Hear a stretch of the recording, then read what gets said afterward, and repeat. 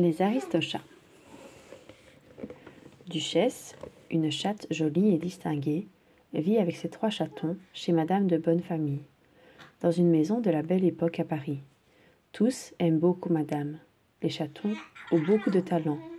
Toulouse apprend la peinture, Marie le chant et Berlioz le piano. Madame est fière de ses chatons si doués, mais Edgar, le majordome, ne les apprécie guère. Ils sont très désordonnés. Un jour, Madame appelle son notaire, maître Haute-Cour, et lui demande de changer son testament.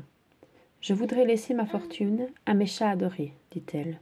Je suis sûre qu'Edgar sera content de veiller sur eux quand j'aurai disparu. » Edgar a entendu tout ce que Madame vient de dire, et il n'est pas content du tout. « Les chats doivent disparaître, décide-t-il. Très vite, il imagine un plan. Ce soir-là, tout en préparant le dîner des chats, il mélange quelques somnifères dans leur repas.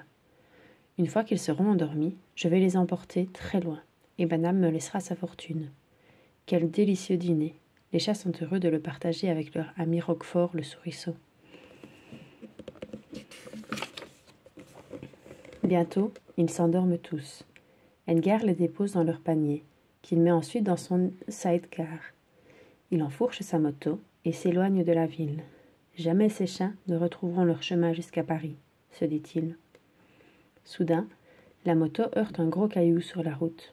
Le chapeau d'Edgar s'envole. Le panier avec les chats endormis est éjecté hors du sidecar et atterrit sous un pont. Edgar ne s'arrête pas et repart vite vers la ville. Le lendemain, Duchesse et ses chatons ont une mauvaise surprise au réveil. « Où sommes-nous, maman » demande Toulouse. « Ne craignez rien, les enfants, » répond Duchesse, ne sachant pas trop quoi faire. Elle aperçoit alors un autre chat. Ce n'est qu'un chat de gouttière, mais il a l'air plutôt amical.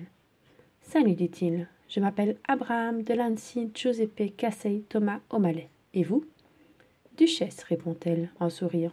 « Superbe, tout comme vos beaux yeux bleus, dit O'Malley flatteur. « Pourriez-vous nous dire comment retourner à la ville ?» demande Duchesse. « Je ne vais pas seulement vous le dire, lui répond O'Malley. Je vais vous y emmener. » À ce moment-là, un camion de lait arrive sur la route.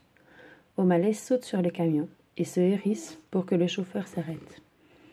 Tous les chats grimpent dans le camion qui reprend la route. Il est rempli de lait et Duchesse et le chaton prennent un bon petit déjeuner. Mais le chauffeur les aperçoit et s'arrête brutalement. Les chats sautent à terre. « Ne vous inquiétez pas, dit O'Malley à Duchesse. Je vais m'assurer que vous rentriez à la maison. » O'Malley conduit Duchesse et les chatons à travers la campagne. Ils arrivent sur une voie ferrée et O'Malley décide de suivre les rails jusqu'à la ville. Alors qu'ils traversent un pont, les chatons s'amusent à imiter le train. « Ouh ouh !» répond un train bien réel qui arrive derrière eux. Tous se glissent sous les rails juste à temps. Mais le train secoue le pont et Marie lâche prise. « Maman !» crie-t-elle en tombant dans l'eau froide. O'Malley plonge courageusement.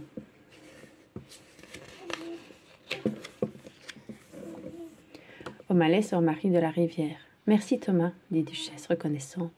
Vous avez sauvé ma fille. » À Paris, les journaux relatent l'enlèvement des chats. Roquefort tente de trouver les indices. Il est en pleine conversation avec Froufrou le cheval quand Edgar apparaît. Le majordome a l'air paniqué. « Mon chapeau !» crie-t-il. « S'ils le trouvent, ils sauront que c'est moi qui ai enlevé les chats. » Maintenant, Roquefort connaît la vérité. Mais où sont ses amis? Ils sont à Paris. Les chats sont arrivés dans la ville à la tombée de la nuit. « Nous allons prendre un raccourci, » suggère O'Malley, en les entraînant sur les toits. Duchesse et les chatons n'avaient jamais vu la ville de si haut. « Ouah, c'est génial !» s'exclame Toulouse.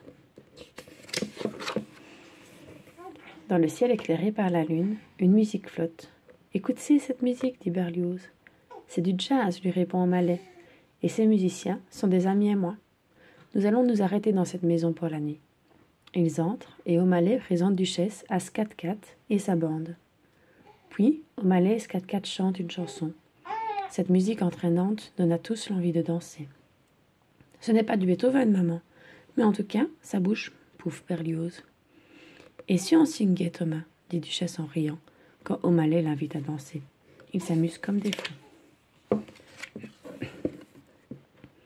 Une fois la fête terminée, Duchesse annonce à O'Malley qu'elle veut rentrer auprès de madame le lendemain. « Je suis sûre qu'elle est très inquiète, dit-elle. » Au petit matin, O'Malley ramène Duchesse et les chatons. Quand Edgar ouvre la porte, les chats entrent en courant dans la maison. Mais aussitôt la porte fermée, Edgar enfuit Duchesse et les chatons dans un sac qu'il porte jusqu'à l'étable. « Cette fois, je vais envoyer ces chats à Tombouctou, » déclare le majordome en fermant le sac dans une malle. Puis, il sort pour prévenir les services des expéditions à l'étranger. Par chance, Roquefort a tout vu. Le courageux souriceau court chercher de l'aide. Il trouve O'Malley qui lui demande de rameuter Scat-Cat et sa bande. De retour à l'étable, une grosse surprise attend Edgar. Pendant que Scat-Cat et sa bande s'occupent d'Edgar, Roquefort et O'Malley délivrent Duchesse et les chatons. Froufrou expédie Edgar à l'intérieur de la malle. Duchesse et les chatons remercient leurs amis. Ils sont très heureux de retrouver leur maîtresse. Duchesse, appréciant beaucoup O'Malley, Madame de Bonnefamille l'invite à rester. Le camion du service des expéditions à l'étranger arrive. La malle contenant Edgar est embarquée vers Tombouctou.